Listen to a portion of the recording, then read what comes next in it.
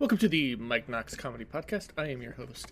Mike Knox did a show, Wednesday night at Telco Brewery in Santa Clarita. I'd always wanted to do a comedy show at a brewery. Got to meet the owner, that's really my Disneyland, is breweries. I'm not a big drinker anymore, but they had some good beers, and there's kind of been a lot of breweries that have popped up in Santa Clarita. You kind of never know because you're kind of hidden off the freeway there. But it's a great little comedy show. It's once a month, and you're doing comedy. The stage is basically you're standing in front of these huge kegs and vats of beer, and one of the beers was named Ron. I don't know why, but I thought that was pretty hilarious that it was named Ron, and I should probably inquire about it. But then I went to do some comedy today, and Fourth Wall in Hollywood, but it got canceled. So I'm starting to pick up that. Again, I am out there auditioning. I auditioned today for an Israelite, and I hope I get that one. But you really got to go into these auditions for knowing that you're not going to get anything, and you're not going to... I had this other one where I was supposed to be, I guess I would be a churchgoer, and got all ready to, wear my church attire and go there, and never heard anything back. Actually, I heard a lot of stuff back, a lot of emails back and forth, but they would never give me the address of where it was at, so I couldn't show up for work. But that is the business, and it is much better business than the other business that I was in, and so I will take anything in the arts for the rest of my life. And I think that's what it is, just longevity. Kind of like the longevity of the Valencia Mall, which seems to just have been devastated by COVID. But they're not even going to be able... They're saying right now they're not even going to be able to survive. And I think, personally, they made a bad decision when I had talked to them. And I asked, could you put a Dave & Buster's in there? Because you've got to have the games, and you've got to have the alcohol. You've got to have those two things for the parents. Then they bring the kids. It makes it the family. And they didn't want to do that. And now you're going to end up having a whole abandoned area of like a dirt mall like that happened at 3rd Street Promenade. So that's basically probably what will happen is everything will go out of business. It'll sit there for a while, and then somebody will be like, oh, we've got to pump another $50 billion into it and make it nicer. I think what they should have done, what they should do also, is do like a river walk like San Antonio, because we have the Santa Clara River, which is normally just dry. This is kind of the first year I'd ever... This is the second time I've ever seen like large amounts of water rush through it. But you could collect the rainwater, and you could have like a river walk. Boom! All they seem to come up. It reminds me of the boss that can only come up with the idea for camaraderie in the office places to have it. Oh, I'll get pizza. That's what Santa Clarita reminds me of. Santa Clarita, all they can do is, we'll just build more homes. That's all they can come up with, is just building more homes. And I went to Mystery Pier Books today in Hollywood. I'd always pass by.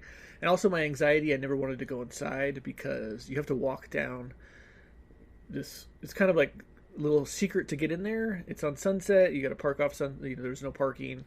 And then you're walking down this hall, and then you're walking down this other hall, and then it's like a house, and you're not quite sure. There's an open sign, so then you go in there, and it's all basically rare books or autographed books. There's autographed screenplays and stuff like that.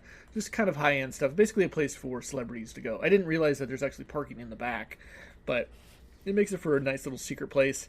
And so I bought this book that I just wanted to buy something that was inexpensive, autographed for the store. I was basically like, I've always wanted to go in there. I'll support the place. And the guy is like, we've had this book 15 years. Why would you want it? I just want it. Well, I mean, how did you hear about it? And he just kept grilling me like I was committing a crime. And then just kind of the phone would ring, or other people would come in. So the process of buying the book took a good, 10 to 15 minutes. And you're inside a house. They've just cornered off. It's like you walk in, there's the living room, then you're kind of in the dining room area, maybe a little bit of the kitchen, but they're just walled off with, and you're not supposed to touch any books, so it's like this mysterious movie store that, you're going to be teleported somewhere. It smells like old people. So that part I loved. I loved walking down the kind of darkened hallway to get there. So it is kind of a hidden gem of Hollywood. But I started to read the reviews, and there were a few people that were talking about, like, they were so rude to me, and I can totally see why, and it's kind of like they come off as they're book snobs, but that's how people with books are. They kind of get a little book snob, but if you go in there armed with the knowledge of what it is that you want, and you just got to ignore it, and it just reminded me of that's what we've lost as a society, is like everyone is so hypersensitive about everything. Like the owner had said, why don't you buy a Hemingway book? Like, the Hemingway book is autographs is probably like $10,000, and I'm like, yeah, I'm under $100 myself. But I was, nice back, and I said, oh yeah, I'd love to have one of those, but like implying to me, I could see how other people would be reading it, like implying that I don't have enough money to be there, and kind of just condescending. Didn't bother me, but reading the reviews, I could see why people would get all butthurt for being there. But I think that if you're traveling there, it's pretty much right next to Book Soup, which is another great bookstore, because that Book Soup used to be a morgue, and they still have like the door, pretty much the rooms and the doors, the doors in the rooms. You could kind of see that it used to be a morgue. But I think both those places are great to check out if you're visiting Hollywood. Because it's not going to hurt you to. I think one of the big problems with the mystery peer book, though, is you can't touch anything. So, like, I was looking at Bukowski books, and I'm like, oh, that'd be cool to have a Bukowski or a Hunter S. Thompson or a William Burroughs autograph, but they're behind cases, and they're supposed to. It's a father and son. They're supposed to. They're supposed to touch it. You can't touch it. So I can see how that's going to be off-putting. But what I liked is I recognized the owner. And he's an actor, and I remember seeing him in like Jurassic Park or something like that. He was definitely a familiar face. So he gave up acting in the late 90s to open up this bookstore, and it's been going strong ever since. So good for them. I highly recommend it. The other news was that a 15-year-old was arrested in Ventura County for selling fentanyl online. And I've got to tell you, we used to have all of these after-school specials that would tell you what to do and what not to do. And I've got to tell you, you are a moron if you were selling drugs on the internet. Do you really think you're going to get away with that? I realize that this guy got in contact with a cop and made a buy online. But have you not read about Silk Road? You're ultimately going to get caught. You're going to have an electronic footprint right there. You got all the evidence to convict you right there. You're 15, so probably nothing's going to happen to you. But I mean, come on. You think you think in 2023 we could come up with a better way than just how lazy are you selling it online to an undercover agent? An Ohio public servant spent public funds on personal purchases, including a $4,000 wildebeest for his roadside zoo. So I like this story because he's a public servant, but in Ohio, of course, and you always talk about Florida, but Ohio, man, there's some weird ones out of there. No offense to the people that get offended by that. But you steal $4,000 from the taxpayers for a wildebeest for your private roadside zoo. I like it. I got to tell you, not enough people have their own private roadside zoo, and if that's what you wanted to spend your stolen money on, that's great. He also bought 2 owls, windows for his primate exhibits, hot tubs, not just one hot tub, but multiple hot tubs, a snow cone machine. You got to have that. That's the basis of all roadside attractions. And other purchases. He was investigated after a county auditor tipped off authorities. Now, here's the other thing, is when you're in charge of this county money, state money, federal money, whatever it is, there's been many people that have gotten their hands on it, and it is because a lot of times you get in these positions and they'll give you like your own credit card. Screw that petty cash. You can use that credit card for whatever that you want. But once in a while, usually yearly, an auditor steps in, and these auditors are like bean counters. They're counting beans. That's how boring it is. They're the boringest people. But what they get off on is counting numbers. So it's like a high for them to find out, oh my God, there's $4,000 missing from the wildebeest fund. And that's how you end up getting caught. So don't sell drugs online and don't steal from the public coffers. Because I got to say, I worked state for a long time. Never had access to any money, but I do remember the union always had flush with cash, and every president always wanted to get that credit card. There's $60 billion out of the big banks this week. People were taking $60 billion worth of money. I gotta say that's probably just like pennies to the banks, but you have a lot of these people that are hypersensitive about all these banks crashing, and the news is listing like these banks that you're supposed to go with because their percentage rate is better. And I recognize one bank out of the 10, but at this point, we've borrowed so much money in the last 3 years, and what happens when you borrow money? I mean, this is the old mob mentality: is you got to pay the piper. And the piper just happens to be taxpayers, and that's what's going to happen. Is you got all these goodies that everybody gets all excited about, and then they kick and scream. Same thing that's going on in France right now. And now it's time to pay, and the politicians are like, we don't know where it all went. Exactly how they sound. Company is looking to lay off quite a few people, and I've got to say, it's still hard for me to process the idea of Uber, like just a stranger's going to pick me up. It's great. I've used it many times. It's just so hard for me to process. Like, the person that invented it had to be smoking bong loads all night long to come up with that idea. But then you had Lyft that came along, and they were like, oh, we're going to, compete against Uber. And for some reason, even like I haven't taken Lyft before, but I've looked at their site before, and sometimes you'll get, cheaper rides, whatever it is. But I noticed with Uber that sometimes if you're in a certain area, like if you're in a suburban area, I would say, not a heavy like trafficked area, like if you were in Hollywood, there's going to be more people driving around waiting to pick you up. If you're like up in northern part of Los Angeles, there's not a lot of people because they're like, oh, I'm not really going to make any money. Well, then you've got Lyft, and Lyft seems to me like it's like the step brother of Uber. It's still there, it's still capable, it's just not really able to, for some reason. Could be bad management, could be the manager is the only thing he can come up with is pizza party. But the Lyft should be able to compete that's it. I don't think there's anything else. There's Uber and Lyft. I'm surprised there's not something else that comes along.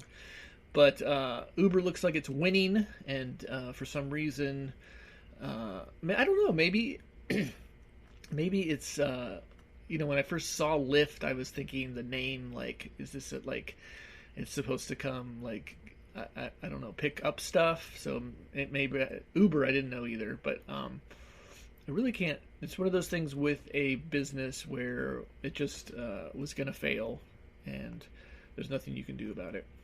This week, there's a big thing in California about the utilities, and I got my I've been getting very high gas bills, very high electric bills, and what the utilities wants to do is they want to basically go off of your income of like, say if you're making over $100,000 a year, then they're going to put a better tax on you because you're doing better than the other people.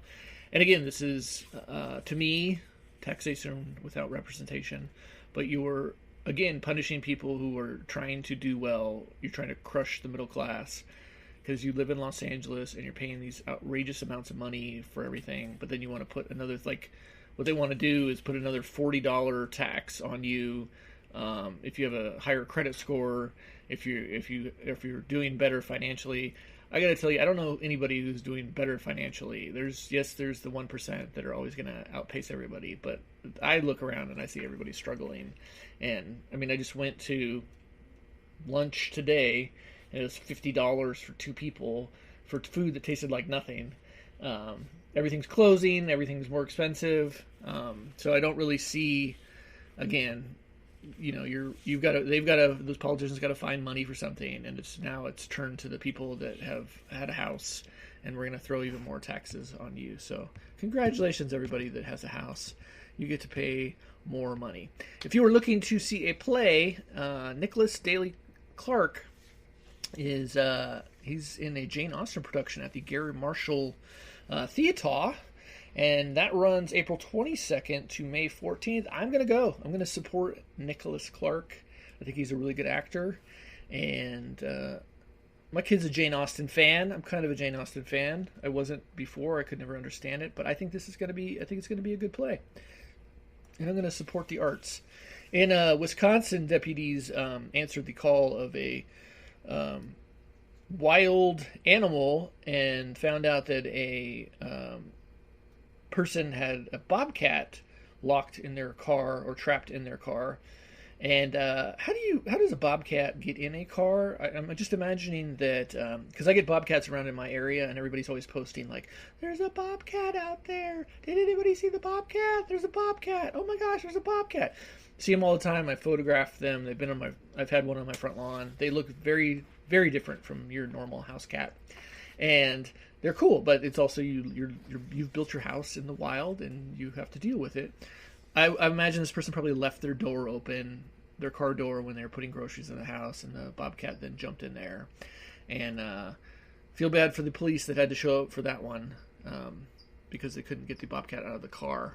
And, probably the car is better than the little hole that... I don't even know where a bobcat... Does a bobcat burrow into a hole? I'm going to have to get back to you on that one. The coyote population also is exploding in Los Angeles, and the Pasadena City Council does not know what to do because of the surge of coyotes. I got to tell you, I grew up in Pasadena. I grew up near Caltech College, and so that's kind of midway. It's kind of right in the middle of Pasadena, geographically. And I would see coyotes would be cruising down the street at like 7 o'clock in the morning before anybody like woke up. The cars, and I lived on a busy street, and you would see probably at 6 o'clock though, whenever the light came up. But I would always, be asking like, why are coyotes around here? Oh, they're looking for water. They're coming down from the hills. But you were very far away from the San Gabriel Mountains, and I remember some coyotes came in and attacked my pet rabbit that I had. They broke into the cage. Kind of a reason that I don't have pet rabbits is that that's like their number one meal that coyotes go after, hawks go after, possums. And I really don't want to put an animal in the cage anymore, to be honest. But that's just me. So, again, I think the coyotes have always been there. I think people are probably feeding them. The word got out on the internet to the coyotes, like, hey, we can go and cruise out. I'm sure, like this is a great story. Well, it's not really a great story, but there was a cat when I was like 3 that got hit by a car, and my dad just like walked outside and shot the cat. And everybody agreed, like, oh, you're putting the cat out of its misery. Oh, that's great. Oh, you're great. I don't think that would happen anymore. So I think that the coyotes are getting friendly because people are feeding them, and they're not getting, I think, 30-something years ago, they would have been shot or they would have been put down, and people just don't think like that anymore. Where, it's the same thing with, there's no collective thought of like picking up after a dog 30 years ago. There's just like crap everywhere. And now you're looking down on people that don't pick it up. And I've got one in my neighborhood. Trust me, I got cameras up. I've been currently trying to find that person. I'm pretty sure it's a man that is walking around my neighborhood at 5 o'clock in the morning. And, of course, I'm asleep. So then I've got to review my cameras and find out about this guy that's desecrating on my front lawn. Which brings me to my other thing is, why even have front lawns if that's all you're going to do? If you're not going to pick up after your dog, why even have a front lawn? I was reading about, and I actually was reading about front lawns. And front lawns originally, I guess, started for wealthy people that they could say, I'm able to grow and take care of this lawn and hire somebody to. So it was like this, big FU to all the other neighbors. I would much rather have cemented. Maybe this is a guy thing also, but don't need grass, just cemented. And I could have a basketball court. I mean, that's so much better than just some grass, some uneven grass that I have to pay a gardener to mow because I have really bad allergies. And I did that for quite a few things. I was also reading that in 1518, a dancing plague struck Strasbourg, Alsace? I don't even know where that is. Whereby hundreds of people danced in the streets over a period of 1 month. Some suffered heart attacks and strokes, and many others died from sheer exhaustion. It remains unexplained. Not a doctor, but I can explain this because this reminds me of, there was like the same thing where it was a tribe that had been eating the cow brains, and then that gave them like horrible, like basically the same thing, like a dancing plague. So most likely that's what they did, is looks like they were all in the same like town, and they all ate the same food, and they got a neurological disorder. Case solved. 1518. In 1992, a man named... By the way, this is just some of the news that I find fascinating, and I like to then tell you about it. And I will screen grab these when I read it. I'm a daily reader of the news. But Stephen Mandel won $27 million jackpot, 6 second prizes, 132 third prizes, and 35 minor prizes in one lottery by buying every single possible combination over 5.5 million tickets. All 44 U.S. states with lotteries have since changed their laws to prevent this from happening. Never heard of this guy. It reminds me of that movie Real Genius, where he's picked every single number. But I'm curious, then, if he had 5.5 million tickets, well, I guess that would be... I guess you're paying $1 for a ticket then, so I guess that's $5.5 million. I have so many more questions. The lottery. I don't play the lottery, but the lottery fascinates me. And the people that always are like the mathematical geniuses, which I'm not, and then they calculate, like Rain Man, how they can cut that edge for the lottery. More power to you, buddy. I'm happy for you. And hopefully, here we are 30-something years later. You're still spending your riches. That was brilliant on your part, I do think. The team confirmed this week that they have signed with Las Vegas. Las Vegas is getting all the teams, man. So the Oakland A's moving out to Las Vegas. The A's started as the Philadelphia Athletics in 1901. They moved to Kansas City in 1955 and Oakland in 1968. I mean, basically, you think about it, I've only known the A's to be in Oakland, A's and the Raiders, and it's just sad because now you're not going to have any teams. You're not really going to have. I think when I'm not a sports fanatic, but I think when you're a city that does not have a team of any kind, it sucks all the resources out of the city, and I don't know, just makes the city more sad. It's better when your life sucks, but you have a team that you can at least root for. No matter what sport that it is. That's just my thought. A Russian woman in New York has been sentenced to 21 years in prison for trying to kill her best friend with cheesecake. She laced the cheesecake with a powerful sedative before offering it to her eyelash therapist. When she fell unconscious, she spread pills around her body to make it appear as though she committed suicide, then stole her passport and work authorization card in an identity scheme. I can see her getting out in like 10 years. But I got to tell you that people will go to great lengths for their own greed. And there are so many people that I'm sure that this is happening a lot. Because if you're going to make a cheesecake is disgusting. I got to say, right, I know there's the Cheesecake Factory and I like the pasta there, but I don't like cheesecake. And so I would not have eaten your cheesecake there, lady. That would not have happened. The good news, though, this week, I don't want to be completely negative. There will be 17 new IKEAs opening up in the United States. There's one in Burbank that I've been through quite a few times. I feel like it just keeps getting bigger and bigger. I've always tried to go to the cafe, but the line is too long, so I never do. But I feel like if IKEA stepped it up a bit and gave me like a motorized scooter and a beer, I would... it feels like you're not allowed to stop. Like you're following this line through all this stuff, and there's so many people, and you're really pushed towards the end. And it seems to me like IKEA moves too fast. If you slowed it down a little bit, like I don't know, a trolley like that. What about that train like that they have at the mall? It's not on tracks, but it's so I can sit, and then when I see something, because like I'm going to go from the beginning of IKEA, right, and like, just for example, like say you got to go through the first section of it is like glassware or whatever, but you want to buy a couch. There's no other way for you to get to that couch section. You've got to go through all the other sections. And so I always feel like I'm exhausted walking through that place. And also, it's inside. There's no sunshine, vitamin D or anything like that. So how about a trolley? And I'm going to write a letter to IKEA. I'm going to write that down right now. And I will get back to you on that. But I think a letter to IKEA would serve no purpose, but it would make me laugh if they wrote me back. Most people like their chips crunchy, but one of the nation's largest food and beverage conglomerates wants the bags they come in to dissolve softly. And on Wednesday, the head of PepsiCo, which is disgusting, I do not like Pepsi. I also must say that Coca-Cola gives me a headache. I think what's great about Coca-Cola is that It's delicious, and then I forget that it gives me headaches. So, and then I can never have just one. I've got to have like either between 5 and 7. But then I get this horrible headache later on, and then I Google it, and then I forget about it. So I feel like there's a component in the Coca-Cola that I don't know about, that I need to investigate more.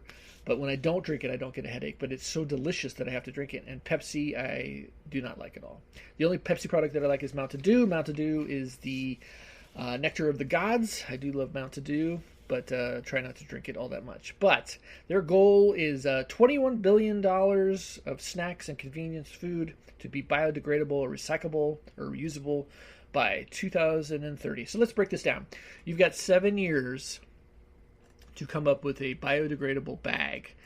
And I'm going to bet that it's not going to work, because you spent all this time trying to get a bag, say a bag of chips, right? Or I don't know, you could go back to glass. I really don't like beverages in plastics. I like it in aluminum cans. I don't like plastic. I have to pour it out into a glass of ice. That's just me. I'm particular about that. But I think if you're going to try to make all of your stuff biodegradable, I think you just might as well just go back to glass. And I liked glass a lot better when everything was glass, because everything used to be in glass, and they switched all to plastic. And so that'll be interesting to see if Pepsi can do it. They spent so much time on their commercials. We'll give it a shot. Twitter this week was removing everybody's, and mark my words, this is historical, all right? I've had my Twitter since 2009, and it's done nothing for me except giving me great relationships with people. But Twitter has taken away all the celebrities' verified blue checks and given the blue checks to people that pay the $8 a month. And then Instagram, Facebook wants $14. Basically, I think it's just Instagram. But then that backfired, because like the Pope was like, no, I don't condone. Everything else with Moloch is fine, but how dare you take away my check mark? And then there are a couple other celebrities. So then they switched back. Like LeBron James was like, I refuse to pay $8. So then it switched back, and so now he doesn't want to do it. I don't know why that whoever came up with that needs to be fired, because that was the whole thing about being a celebrity, was you got your check mark, and I was just the lonely minion that didn't have one, and now that I have one, because I paid the $8 for it. Because I don't mind paying for anything that's social media. You guys just have to uphold your bargain that I'm not going to get hacked by anybody. And that was kind of the idea with the check mark, was you knew that person was that real person. Because now there's all those scams out there where somebody is like, oh, George Clooney wants to marry me, and they're like, really, is that really what you think? No, but there are people like that. A Texas man was sentenced to life in prison after getting his 9th DUI. Now, I even think that's harsh, that you're getting life in prison. But he, I guess, apparently a freight train crashed into his truck, causing a fatality. So I get that part. And, we're really not at the point in our society where we give a criminal so many chances. But life never means life anyways, and I'm sure that he'll be out in a minimum of 20 years, because everything in prison is day for day anyways. So good harsh sentence to you. There's a better life out there than being an alcoholic. I got to tell you guys that. The week is actress Dana Hill. She is probably most remembered as Audrey from European Vacation. She was born Dana Goetz, May 6th, 1964. American actress. She was known for playing Audrey on National Lampoon's European Vacation, also known for her roles in Shoot the Moon and Cross Creek. As a voice actress, she was known as Max Goof in the Goof Troop. I had no idea, playing the younger Goofy. She had diabetes that affected her physical growth, which meant that she often played children into adolescence and beyond. She was born in Los Angeles.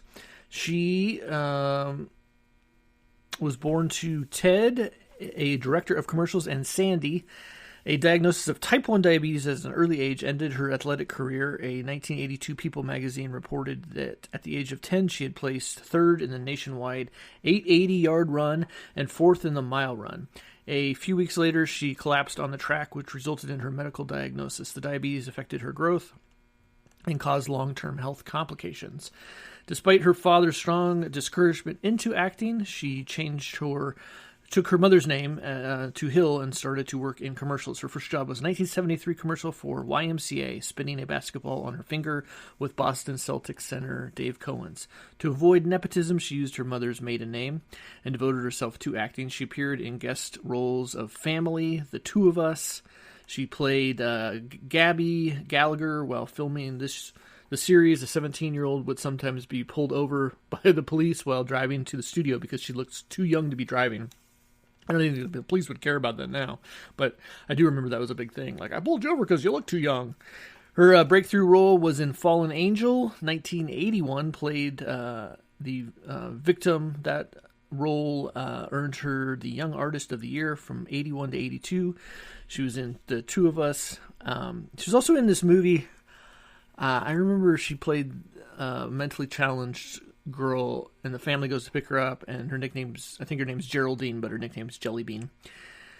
She was in a Fall Guy, Magnum P.I., Welcome Home Jellybean, that's what it was. She was 19 years old.